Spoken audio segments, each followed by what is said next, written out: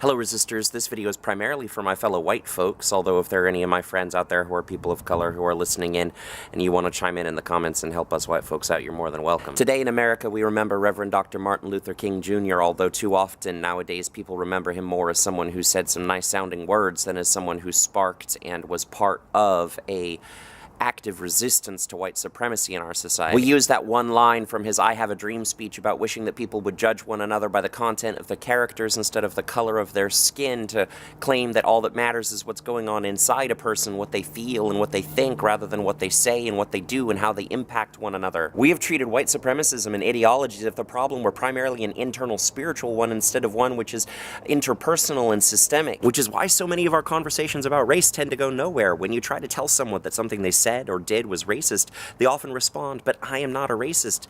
Because honestly, how many of us feel or think that we have racist intentions behind our actions? It's past time we learned that intent is not magic. Whether or not a given action or statement is racist depends more upon the effect that it has on other people than it does on the intent of the speaker. Impact matters more than intent. One way we can begin to understand this is to grasp that ideology isn't really something that lives inside of us, it's something that lives between us. There are certain actions which are inherently ideological regardless of the intent of the actor.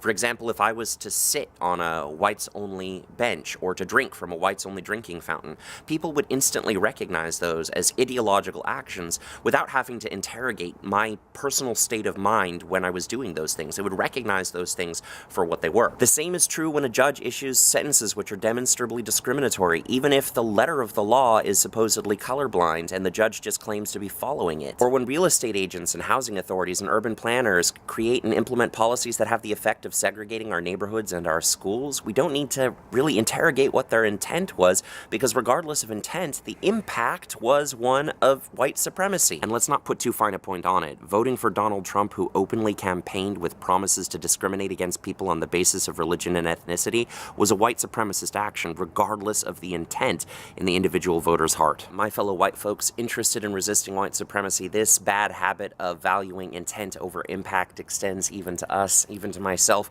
You see, when it comes time for us to try and engage in resistance against white supremacy, often we spend our first efforts trying to make sure that we get our words right, trying to make sure that that we're signaling all the correct things, that we're not doing anything wrong. So we'll spend a lot of time in study and reflection. And don't get me wrong, reflection is valuable. These videos are reflection, and I read a lot.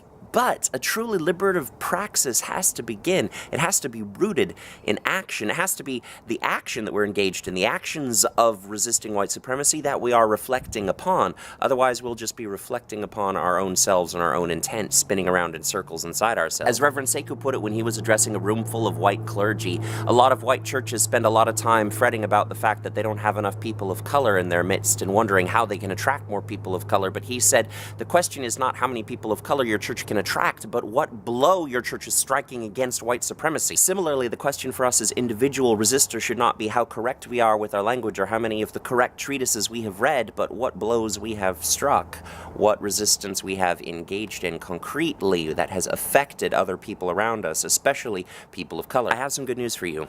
You will get it wrong. You will get it wrong a lot. I get it wrong all the time. Heck, I'm probably getting it wrong in this video somehow, and I'll trust people to tell me how in the comments. The point is, you'll get it wrong no matter whether this is the very beginning of your awakening into consciousness about white supremacy, or whether or not you have been engaged in this struggle for decades and been reading everything that comes out on the subject matter. Letting go of having to get it all right is one of those things we will have to do if we want to be engaged in the struggle. We need to build up our resilience. We need to be willing to take our lumps, even if we think it's unfair, even if we still think we're right. Because when we respond defensively, we make it about ourselves, and we recenter whiteness once again, which means we've been pulled out of the struggle against white supremacy and we're just reinforcing it in different ways. So don't complicate it. Act, reflect, act.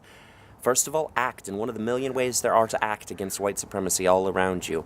And when, in reflecting upon that, you discover that it's not the final way of acting against white supremacy, that there are some critical flaws in the way that you have been acting, listen to the criticism, take your lumps, get back up, and act again with that new knowledge incorporated into your action. One final thought. Pastor Jin, who is the pastor of the Church of All Nations, which is a multicultural congregation in the Twin Cities area, likes to say to the white people in his church that white supremacy hurts people of color the most, but it hurts white people first. What he means by that is that white supremacy functions kind of as the water that white people swim in. It is a force which, before we're even really conscious of it, shapes our imagination. It shapes our conscience, the ability we have to determine right from wrong and to empathize and to feel with others. We've been limited by white supremacy in some critical ways, damaged at a deep and fundamental level, which, if you're a white person who hasn't yet begun to do that work of figuring out how whiteness has worked on you, I urge you to take advantage of some of the resources that I'll put down in the links below, and to do that in a safe place with other white people, not to ask people of color to help you work through the crap that white supremacy has planted in your subconscious. And that's more than enough talk for me. Let's get to work. An awesome thing happened this week, which is that I launched a Patreon page, and 13 people signed up to be my patrons. The names you see up there are, to a person, the finest friends and supporters you could ask for. You can join them by clicking on the Patreon link and going through to offer $1 per video or whatever you think is best for helping me to get these videos made. I have a lot coming in the near future that I'm looking forward to announcing, including a live streaming group, which is going to be resistance seminars focused on trying to make our resistance concrete in this world.